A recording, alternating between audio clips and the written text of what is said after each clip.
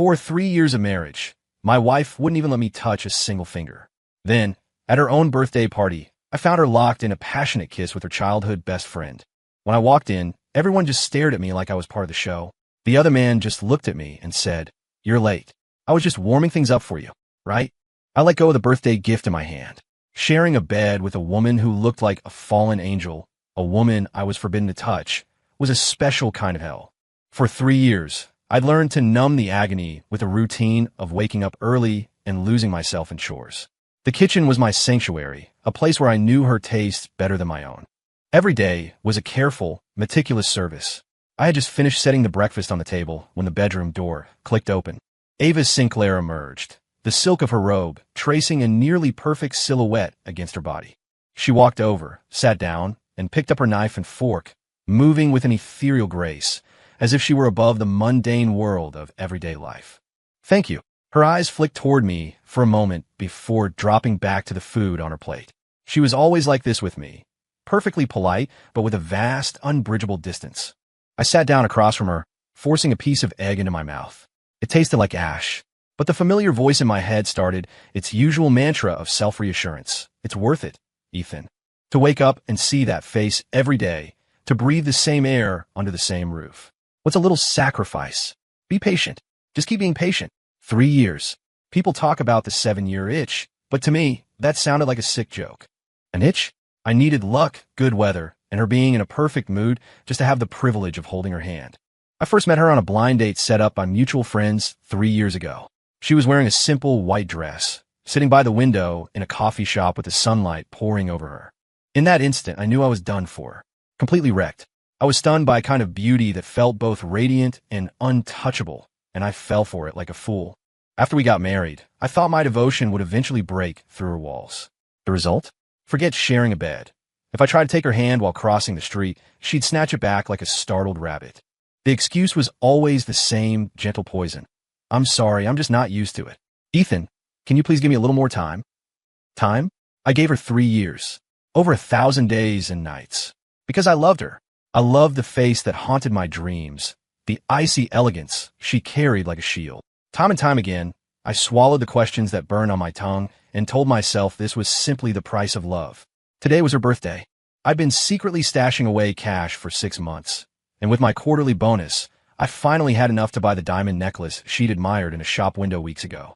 I kept imagining her opening the box, picturing a flicker of surprise in those perpetually cool eyes. Maybe, just maybe, she would finally give me a genuine smile. It was, I thought, the best way I could think of to melt the iceberg I had married. But as I was leaving work, my manager ambushed me with a sudden crisis that needed immediate attention. I pushed down my frustration and called her. "Ava, something urgent just came up at work. I have to deal with it right now. I might be a few minutes late." The background on her end was a chaotic mix of music and laughter. It sounded like the party was already in full swing. Her voice held a trace of annoyance at being interrupted. "I get it. Just hurry up." She hung up before I could say another word. Listening to the dial tone, a prickle of irritation went through me, but it was quickly smothered by the anticipation bubbling up from the necklace box in my pocket. I rushed through the work crisis, practically sprinting out of the office building when I was done. By the time I reached the private room at the hotel lounge, loud music and raucous laughter were already spilling out. The door was slightly ajar, cracked open just enough. I breathed a sigh of relief. Good, it looks like things haven't officially kicked off yet. I took a moment to steady my ragged breath, forced a smile onto my face, and prepared to push the door open and surprise her. Just as my hand was about to touch the wood, my eyes were drawn through the crack in the door. In the next second, all the blood in my body turned to ice.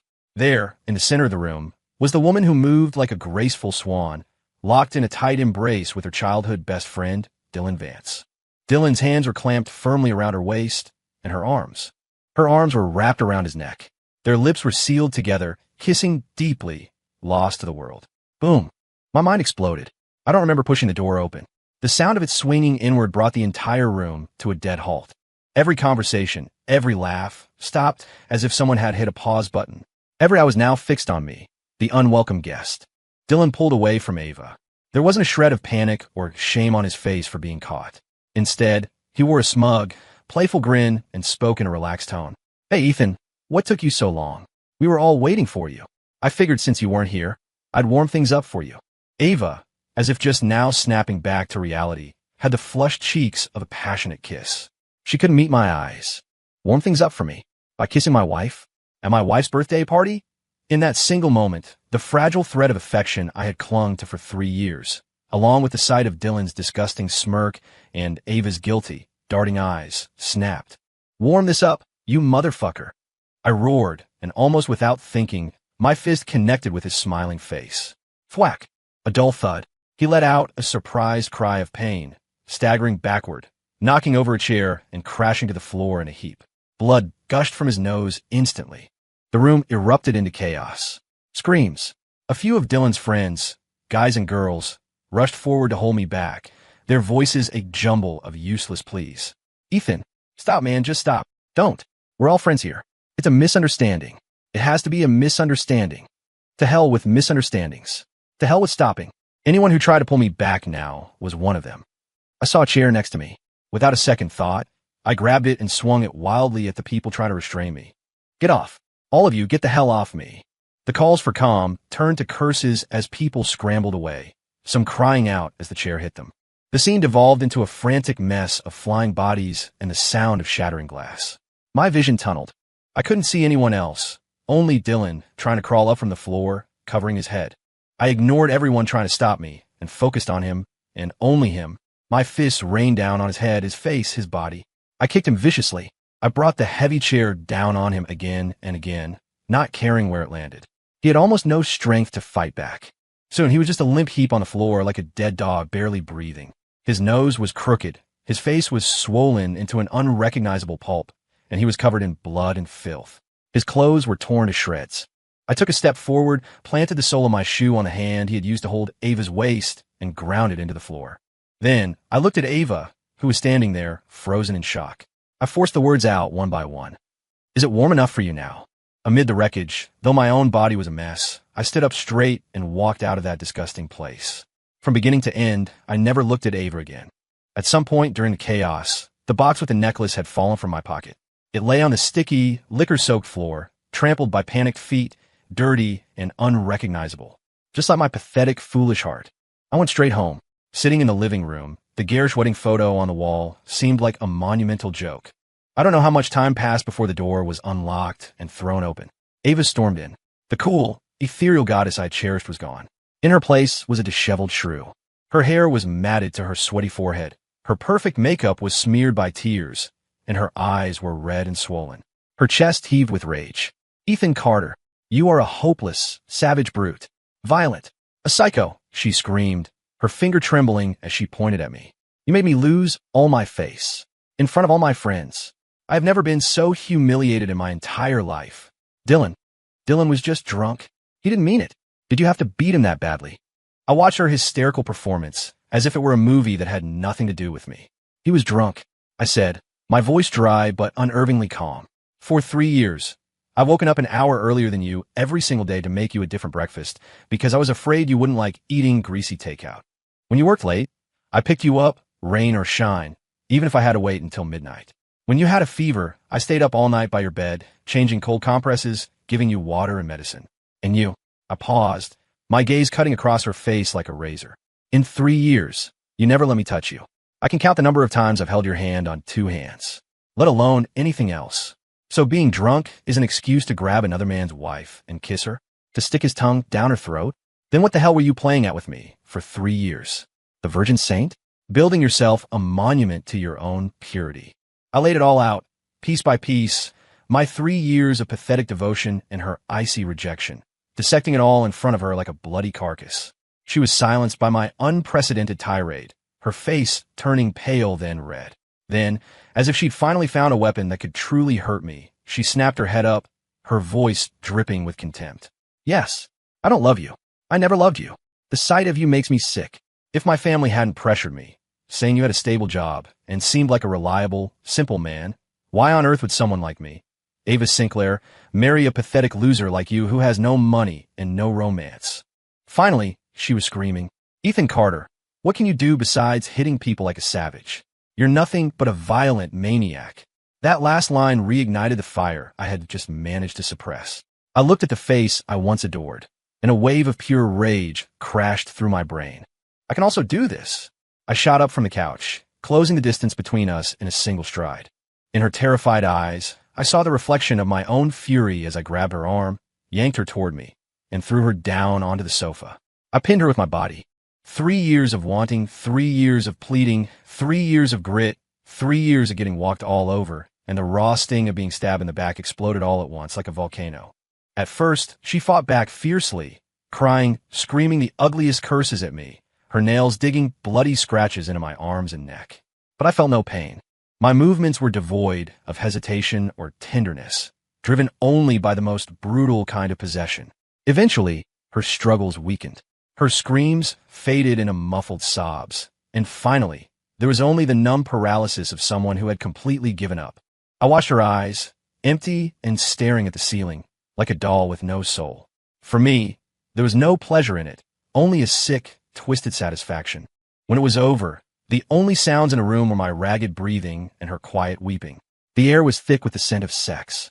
I looked at her and felt not a shred of guilt, only a cold, chilling sense of victory. The dead silence was shattered by the shrill ring of a cell phone. Chloe Davis's name flashed on the screen. Ava snatched the phone and answered, immediately breaking down into sobs. Chloe, Ethan, he raped me. He's not human. He's an animal. I let out a cold laugh and snatched the phone from her trembling hand. Chloe's sharp voice immediately came through the speaker. Ethan Carter, what did you do to Ava? Are you even a man? Let her go right now. I'm calling the police. The police. I sneered into the phone. We're a legally married couple. We have a marriage certificate. What I do with my wife is none of your damn business. If the cops show up, are they going to arrest me for exercising my rights as a husband? Or are they going to arrest your friend Dylan for seducing a married woman? I knew their little clique. A few of the women, Chloe included, were all secretly vying for a piece of Dylan Vance and his family money. My voice turned to ice. Tell Dylan that since he's already got a hospital bed booked, he better not just be warming it. Because of what you just said, I'm going to go give him an upgrade. I hung up and tossed the phone back at her. She was curled into a ball in the corner of the sofa, watching me with wide, terrified eyes. Expressionless. I put on my jacket, straightened the collar she had torn, and walked out the door without a backward glance. I went straight to the hospital. I found Dylan's room. He had just had his wounds treated.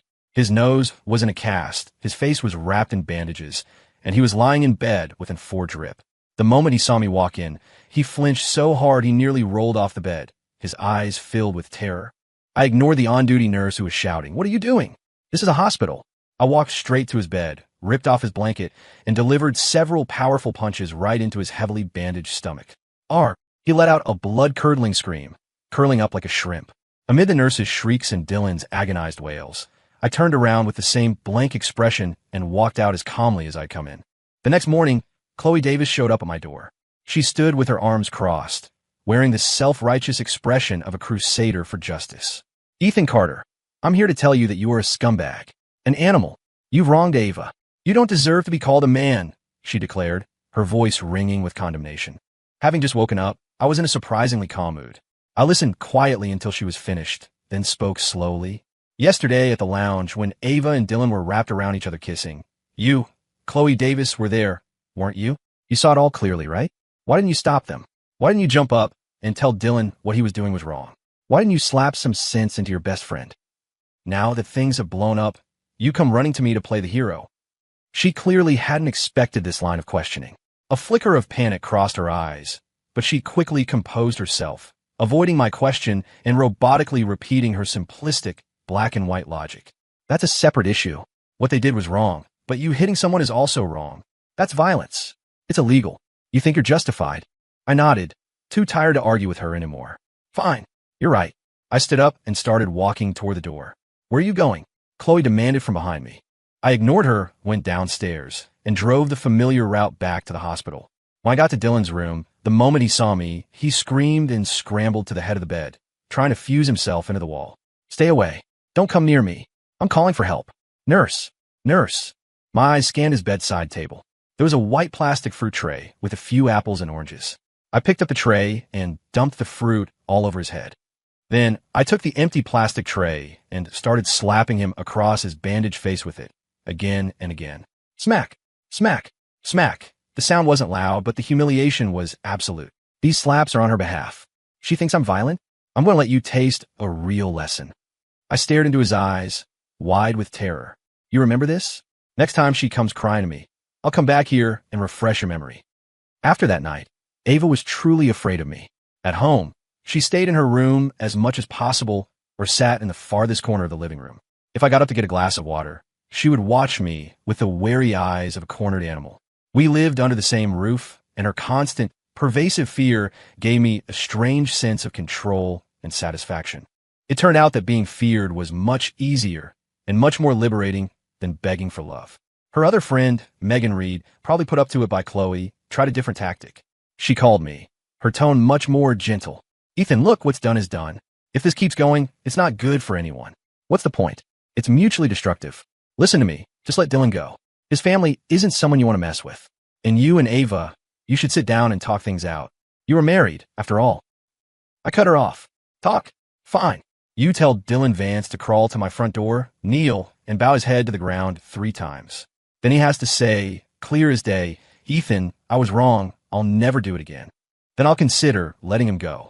A spoiled, image-obsessed brat like Dylan would never agree to such a humiliating condition.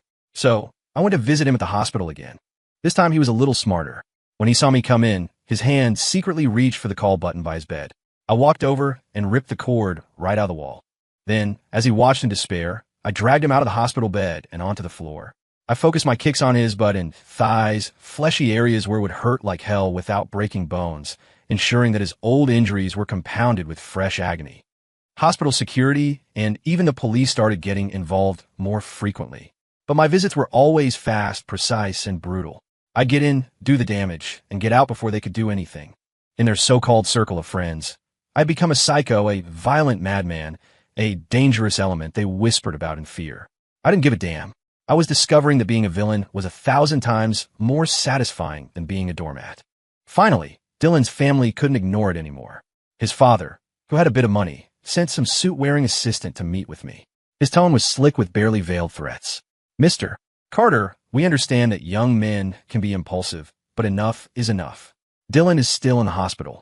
If you continue this, we can guarantee that you will not only lose your current job immediately, but you will never find another decent job in the city. You won't be able to make a living here. Do you understand? I looked at his smug, condescending face and just laughed. I didn't even bother to respond. The next morning, I went directly to his father's company. The receptionist, a well-dressed young woman, asked if I had an appointment. I looked at her. No appointment, and I'm not going up. Just give your boss this exact message.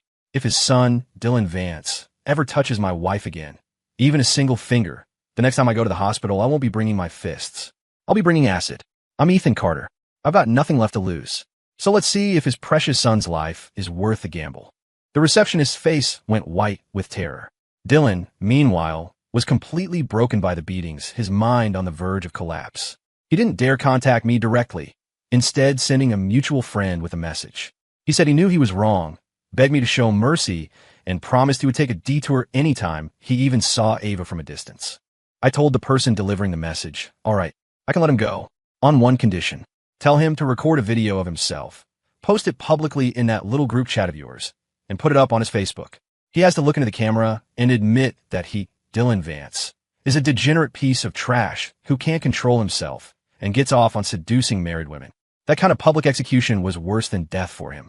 As expected, he snapped. He didn't dare come to me directly, so he secretly hired a couple of local thugs to ambush me on my way home from work. Too bad for him. I was already expecting it. I figured out their plan, and one night, I cornered all 3 of them in a dead-end alley with no security cameras. The fight that followed was the final, explosive release of all my pent-up rage.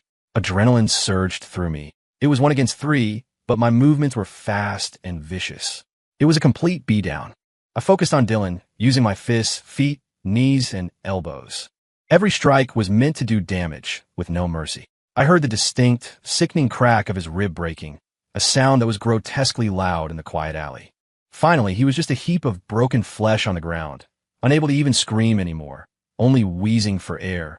His face was a mask of blood and tears as he begged over and over, Ethan, please, I'm sorry, I was wrong. I'll never do it again, please.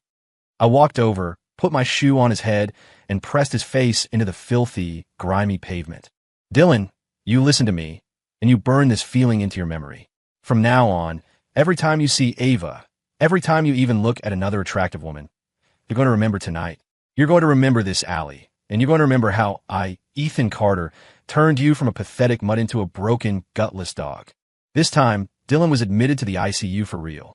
When the news got back to her, Ava finally had a complete breakdown. She rushed home, but this time there were no accusations or tears of rage. She just collapsed to her knees in front of me, grabbing my legs, her words a torrent of incoherent pleas. Ethan, I'm begging you, please stop. Don't hit him anymore. You're going to kill him. You'll go to jail. I was wrong. It was all my fault. Please, just stop. I looked down at the woman I had once loved to the point of madness, and I felt nothing. Divorce, I said. And you, Ava Sinclair, will walk away with nothing. You won't take a single thing from this house. But she panicked. I didn't know why. I thought this was what she had always wanted. No, I don't agree. I won't divorce you, she said, her face streaked with tears. Isn't it me you want? I'll give myself to you, okay? She started to pull at her clothes. I almost laughed out loud. She really thought too highly of herself. When I loved her, she was my goddess, someone I held in the palm of my hand. Now that I didn't, she was less than nothing. What are you thinking? You really believe you're some kind of prize? If you don't agree, I'll go find Dylan Vance every single day. One moment she was saying she regretted everything and wanted to start over. The next she was crying that a divorce would ruin her reputation, begging me for another chance. I just watched her performance with cold disgust. Finally, under my threats, she agreed to the divorce. She held the pen over the papers, her hand shaking uncontrollably. She seemed to be making one last desperate attempt to hold on, maybe out of pride, maybe out of fear of what came next. She looked up at me, her eyes pleading. In a voice thick with feigned emotion, she asked, Ethan, did you ever really love me? I had to laugh. I did. I loved you like a pathetic dog. But now I just think you're filthy. She flinched as if the words had physically struck her. Finally, she signed her name. And then there was silence. The world was finally quiet. Chloe, Megan, all those so-called best friends who had stood on their moral high ground to judge me, vanished as if they'd never existed. Not one of them dared to say another word in my presence. 2 months passed in a blur. After the divorce papers were signed, my life took on a new, stark clarity. I moved out of the house that had held 3 years of my pathetic dreams and sold it. I rented a small apartment far from my old office and my former social circle. No wedding photos, no feminine touches, just basic furniture and my clothes. It was cold, but it was real. I quit my job, not to run from anything, but because I was tired of wearing the mask of the reliable, simple man. Using the skills and contacts I'd built up over the years, I started freelancing. The income was better, and my time was my own. I could hit the gym whenever I needed to burn off excess energy, or just stand on the balcony and watch the city lights with a cigarette. Being completely free, I found a strange kind of peace. Ava's ghost was no longer haunting my space, and the noise from Chloe, Megan, and their scumbag friends was gone. My phone was almost silent except for work messages. I had, with my own 2 fists, completely evicted their world from mine.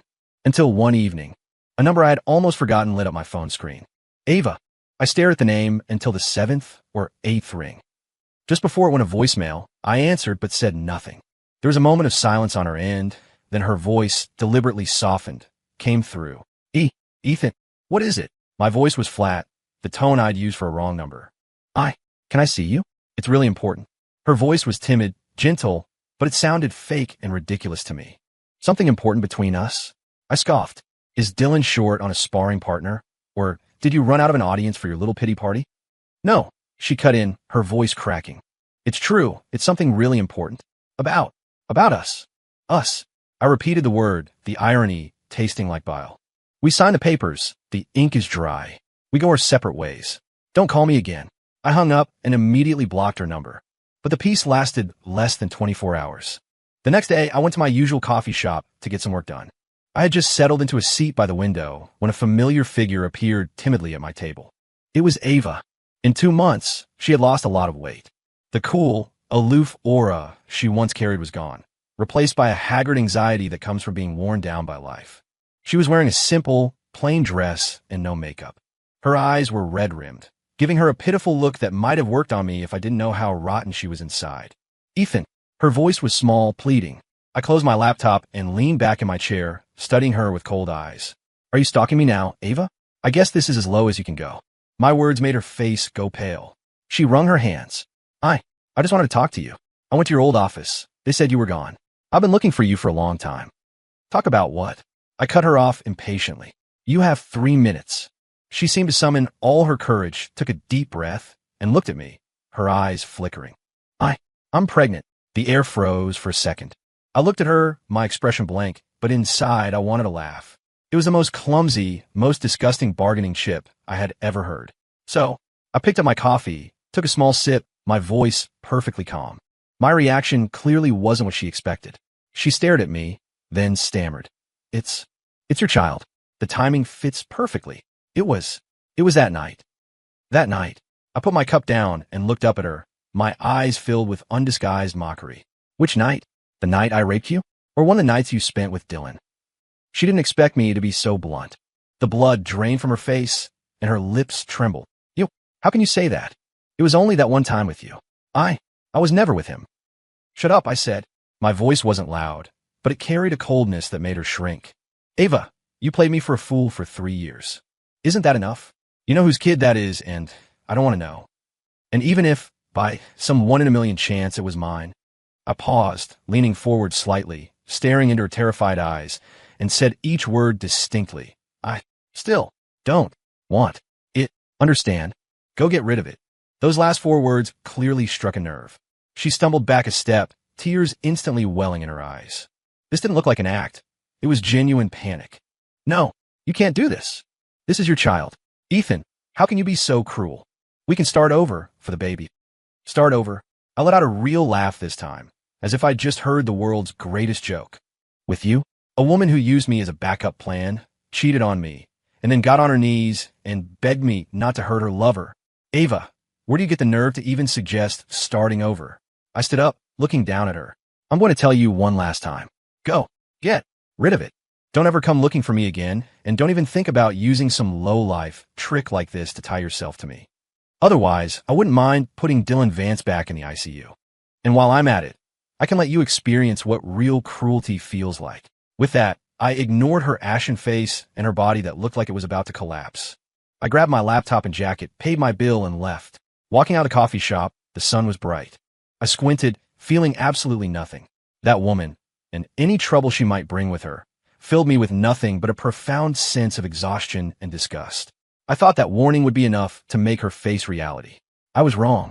A few days later, another ghost from my past showed up. Chloe. She had somehow found my new address and cornered me at the entrance to my apartment building. This time, she didn't have her initial arrogance or her later, blustering rage. Her face was plastered with a fake, carefully constructed sincerity. Ethan, we need to talk, she said, blocking my path. I stopped, looking at her without expression. What is there for us to talk about? It's about Ava, Chloe said, taking a deep breath and trying to sound earnest. She's pregnant, you know that. Her condition is really bad. She's on the verge of a complete breakdown. No matter what, that's a little life, and besides, it's your own flesh and blood. Listening to her sanctimonious speech, a dark fire started burning in my gut. It was always the same with them, standing on their self-appointed moral high ground, pointing fingers at everyone else. Chloe, I cut her off, my voice low and sharp. Let me ask you something. Back at the lounge, when Ava and Dylan were making out, were you there or not? Chloe's face instantly became guarded, her eyes darting away. That's in the past. Why bring it up? What's important now is, were you there or not? I took a step closer, my gaze like a knife. She was intimidated by my presence, taking an involuntary step back. Her lips moved, but no words came out. You were there. I answered for her, my tone absolute. You saw everything. Why didn't you jump up and tell Dylan what he was doing was wrong? Why didn't you slap some sense into your so-called best friend? Why didn't you call me, the husband, and tell me my wife was warming things up with someone else? With every question, I took another step forward. Chloe retreated with every step, the color draining from her face. Now, I stopped, looking into her panicked eyes with a sneer. She's knocked up with God, knows who's bastard, and wants to find a sucker to play daddy. And you come running here to act as the voice of justice? What's the matter? Did Dylan get beaten so badly he can't fulfill your little circle's fantasies anymore? So you're trying to dump this shit back on my plate? You're talking nonsense. Chloe shot back, but her voice lacked any real conviction. Ava's not that kind of person. You're slandering her. Slandering? The smile on my face grew wider. Your entire circle, every last one of you, including you, Chloe Davis, looks so perfect on the outside, but you're all rotten to the core. Constantly competing with each other, stabbing each other in the back, all while drooling over a piece of trash like Dylan Vance. You think I didn't know? I've been sick of all of you for a long time. The rage I had suppressed for so long finally erupted. My disgust for Ava, my revulsion for best friends like Chloe, and my anger at the fool I had been for 3 years all surged to the surface. As she watched in terror, I shot my hand out, grabbed a handful of her hair, and yanked down hard. Ah! Chloe let out a piercing scream as she was pulled off balance and stumbled to the ground. I gave her no time to react. I lifted my foot and kicked her hard in the stomach. Ugh! She curled up in pain, her fake composure gone, replaced by agonized moans and terrified tears. The voice of justice? Huh. I kick her again, my voice a low snarl. Is this just enough for you? Huh. She writhed on the ground, crying, "Stop hitting me. Help. Ethan, you're insane." Insane? Yeah, I am. Driven insane by all of you bitches. I crouched down, grabbed her by the collar, and hauled her upper body off the ground. With my other hand, I slapped her across the face back and forth hard. Smack, smack, smack. The sharp sounds echoed in the quiet residential area. Her cheeks swelled and turned red almost instantly. The corner of her mouth split, and blood began to seep out. This one is for what I owe Ava. This one is for you sticking your nose where it doesn't belong. And this one is for your entire trashy circle of friends. When I was done, I threw her back on the ground like a piece of garbage. She lay there, a broken heap, all traces of a chic city woman gone. She was just a pathetic mess, shaking and sobbing. I stood up, straightened my clothes, and looked down at her, feeling only the satisfaction of having taken out the trash. Go back and tell Ava, I said coldly. Either she goes to the clinic quietly on her own, or I will personally escort her there. And if any of you ever bother me again, what happened to Dylan will happen to you. Without another glance, I swiped my key card and walked into the building, leaving her and her pitiful whimpering behind the closing door. I don't know how Chloe managed to crawl away, and I didn't care. But after that, Ava never appeared before me again. Occasionally, fragments of news would trickle down through the few remaining tenuous connections I had to that world. I heard she eventually went to the clinic alone. Apparently, her recovery was difficult, and she was left with some chronic health issues. The scandal of the affair and the abortion had completely destroyed her reputation in her social circle. The friends who used to flock around her now kept their distance. Her family was deeply disappointed in her. Her life was now reportedly miserable. She had lost her job and was living off what little savings she had in handouts from her parents, just drifting aimlessly. As for Dylan Vance, after the lessons I taught him, he completely vanished from my world, and presumably from Ava's as well. Some said he moved to another state after he recovered. Others said his father sent him out of the country. Whatever the case, he never dared to show his face in the city again. The psychological scars I left him with would likely last a very long time, maybe even a lifetime. This news came to me like ripples on the water's surface, here one moment and gone the next. Their misery, their downfall, it was the bitter fruit of their own choices. What did it have to do with me? I couldn't even be bothered to feel a shred of satisfaction. My life returned to its quiet rhythm. Work, gym, the occasional drink by myself. A world without Ava, without Dylan, without Chloe and Megan. A world with only me. I grew accustomed to the solitude, even began to enjoy the freedom of not having to please anyone, of not having to suppress any part of myself. One night, I was standing at the floor-to-ceiling window of my apartment, watching the headlights of the cars snake through the streets below. Suddenly, I remembered the stupid question Ava had asked me before signing the divorce papers. Ethan, did you ever really love me? I did, like a dog that had lost all its dignity, begging for a scrap of affection.